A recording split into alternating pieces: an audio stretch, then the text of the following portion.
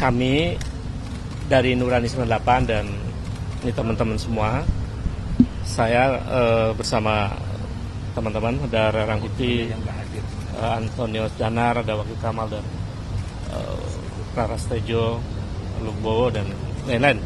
Sebetulnya banyak sekali teman-teman 98 yang masih berada dalam garis Nurani 98. Kami sengaja dengan niat tulus ikhlas untuk kepentingan bangsa dan negara hadir kembali ke KPK untuk saya mungkin sudah ke 5 kalinya datang ke KPK untuk hari ini untuk meminta agar KPK kembali menelaah atau membuka laporan saya sebelumnya, yaitu tahun 2022 dan tahun 2024. Karena tentang dugaan korupsi nepotisme dan tindak pidana pencucian uang yang dilakukan oleh Joko Widodo dan keluarganya. Kami tadi diterima oleh Dumas, berdiskusi cukup panjang lah, 30 menit ya, lebih, dengan namanya boleh disebutkan boleh tidak, tetapi diterima dengan baik dan agak perdebatan sebentar, tapi kemudian ketemu solusi untuk membuka kembali apa yang sudah pernah kami laporkan itu. Kemudian kenapa kami datang kembali ke sini? Karena ada konfirmasi yang cukup kuat dari laporan OCCRP itu. Jadi sebetulnya laporan kami sebelumnya terkonfirmasi dengan rilis yang disampaikan oleh OCCRP. Dan kami merumuskan seluruh narasi ini dengan baik. Saya bacakan dulu isinya dan nanti dilanjutkan oleh Bung Anmus Danar dan Bung Ray dan nanti kawan-kawan yang lain. Ini kami sampaikan kepada Ketua KPK. Perihalnya segera usut tuntas dugaan korupsi Saudara Joko Widodo dan keluarganya.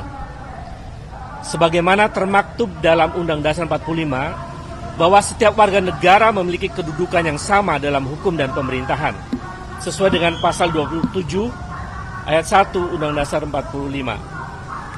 Atas dasar itu, kami bermaksud mengingatkan kembali kepada KPK agar dalam penegakan hukum untuk memberantas korupsi tidak tebang pilih, tidak tumpul ke atas dan tajam ke bawah. Siapapun sama di muka hukum, termasuk mantan Presiden Joko Widodo dan keluarganya. Bahwa KPK berdasarkan undang-undang ditegaskan bahwa dalam menjalankan tugas dan wewenangnya, KPK berasaskan pada kepastian hukum, keterbukaan, akuntabilitas, kepentingan umum, proporsionalitas, dan penghormatan terhadap hak asasi manusia. Dengan dasar itu, kami kembali mendatangi KPK agar menjalankan semua proses pemberantasan korupsi sesuai dengan asas-asas yang telah ditetapkan oleh undang-undang, termasuk dalam menindaklanjuti laporan kami 3 tahun yang lalu dan setahun yang lalu tentang dugaan tindak pidana korupsi, kolusi nepotisme, dan dugaan tindak pidana pencucian uang keluarga Joko Widodo. Bahwa mantan Presiden RI yang ke-7 yang kami laporkan KPK 3 tahun lalu bernama Joko Widodo telah disebutkan oleh lembaga internasional organisasi Crime and Corruption Reporting Project sebagai salah satu mantan presiden terkorup di dunia. OCCRP menyebutkan bahwa Joko Widodo secara signifikan melemahkan Komisi Pemberantasan Korupsi. Selain itu, OCCRP juga menyebutkan bahwa Jokowi telah merusak lembaga pemilihan umum dan peradilan Indonesia yang menguntungkan ambisi politik putranya bernama Gibran Rakabuming Raka. Perilaku kekuasaan semacam ini patut diduga kuat telah dilakukan praktek KKN yang patut menjadi perhatian serius KPK agar pimpinan KPK yang baru dapat mengembalikan citra dan wibawa KPK kembali dan lepas dari stigma bayang-bayang kekuasaan mantan Presiden Joko Widodo. Berdasarkan hal-hal itu, kami pada Selasa 7 Januari 2025 kembali datang ke KPK untuk menyatakan bahwa 1. Menyayangkan pernyataan KPK yang tidak secara tegas menyatakan akan mengusut dugaan korupsi Joko Widodo maupun keluarganya terkait ramainya respon publik terhadap rilis OCCRP. KPK menyebut hanya menunggu laporan dari masyarakat terkait hal tersebut. 2. Sikap KPK yang lembut dan pasif ini bertolak belakang dengan kasus yang menimpa tokoh politik dari partai politik yang bukan pejabat negara. Padahal KPK seharusnya mengejar pelaku korupsi yang berada di lingkaran kekuasaan atau mereka yang berada di lingkaran kekuasaan yang dilaporkan oleh masyarakat karena ada kerugian negara yang diakibatkan. Untuk ketiga dan keempat, silakan Bung Ray. 3. KPK yang bersikap pasif terhadap kasus dugaan korupsi Joko Widodo telah menguatkan asumsi yang kuat bahwa KPK bekerja untuk kepentingan menyelamatkan uang negara, bahwa KPK bekerja bukan untuk kepentingan menyelamatkan uang negara, tetapi demi kepentingan menyelamatkan penguasa, mantan penguasa, dan bahkan oligarki di lingkaran kekuasaan. 4. Belum adanya laporan masyarakat seperti yang diungkapkan KPK adalah tidak benar.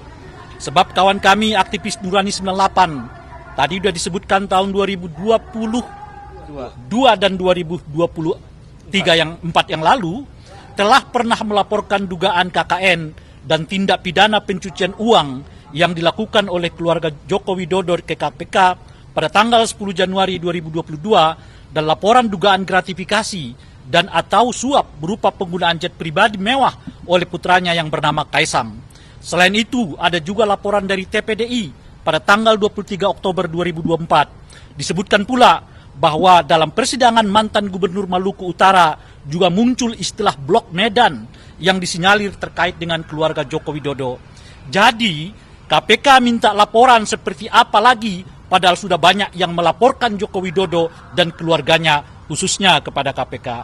Maka dan oleh karena itulah kami dari Eksponen 98 yang tergabung dalam Nurani 98 yang memiliki tanggung jawab moral dan konstitusional pada sejarah reformasi 98 mendesak KPK untuk segera memeriksa harta kekayaan Joko Widodo beserta kekayaan keluarganya, istrinya, anak-anaknya, menantunya, dan saudara-saudaranya dalam 10 tahun terakhir.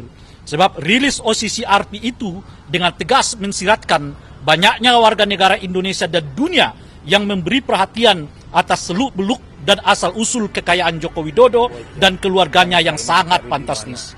Demikian desakan ini kami sampaikan kepada KPK agar KPK segera menindaklanjuti tuntutan ini untuk memanggil saudara Joko Widodo, putra-putrinya dan atau menantunya untuk dimintai keterangan tentang asal-usul kekayaannya yang segera ditingkatkan ke tahap penyidik. Jakarta 7 Januari 2004, hormat kami, Nurani 98, Ray Rangkuti, Ubaidillah Batrun, Embai, Ahmad Wakil, Buntoro, Antonius Danar, Hari Purwanto, Tejo Asmoro, Bowo Santoso, dan nama-nama lain yang belum sempat kami masukkan dalam hal ini. Terakhir yang kami sampaikan itu adalah adanya perdebatan soal mana buktinya, itu ditantang oleh Pak Jokowi, pun juga ditantang oleh KPK. Perlu kami sampaikan bahwa tidak ada satupun di dunia ini yang bisa membuktikan bahwa Pak Jokowi dan keluarganya itu telah melakukan tindak pidana korupsi. Sebab bukti itu hanya bisa ditetapkan oleh penyidik, bukan oleh warga negara biasa seperti kami. Yang bisa disampaikan itu kami menyampaikan data. Tergantung penyidik apakah data itu dianggap menjadi bukti yang sah untuk meningkatkannya ke tahap proses penyidikan atau tidak. Oleh karena itu, jangan lagi sekali-kali kita diombang-ambingkan dengan istilah mana buktinya. Nggak ada buktinya, yang ada adalah datanya.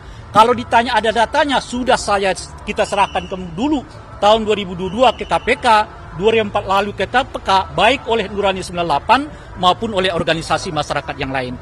Tinggal penyidik di KPK sekarang, berani nggak untuk menetapkan data-data yang diserahkan itu sebagai bukti awal dugaan terjadinya pelanggaran pidana terkait dengan suap, korupsi, dan sebagainya yang menyangkut keluarga Pak Jokowi. Sehingga dengan begitu terang benderang sekarang, jangan orang lagi diombang-ambingkan dengan dalih mana bukti. Nggak ada bukti, yang ada data. Dan data itu telah kami serahkan, tinggal penyidik sekarang yang memiliki kewenangan untuk menentukan apakah data itu cukup untuk dinyatakan menindaklanjuti dalam proses hukum. Itu yang terakhir dari kami. Terima kasih. Dan terima kasih juga kami sampaikan kepada seluruh kawan-kawan media yang berkenan menghadiri ini. Ini semacam tantangan kepada KPK. Kalau kepada orang-orang yang berhubungan dengan lawan kekuasaan keras akan dikejar ke Antartika, Tapi kalau kelihatan berhubungan dengan kawan sendiri, cukup antar kita. Jangan sampai itu yang terjadi.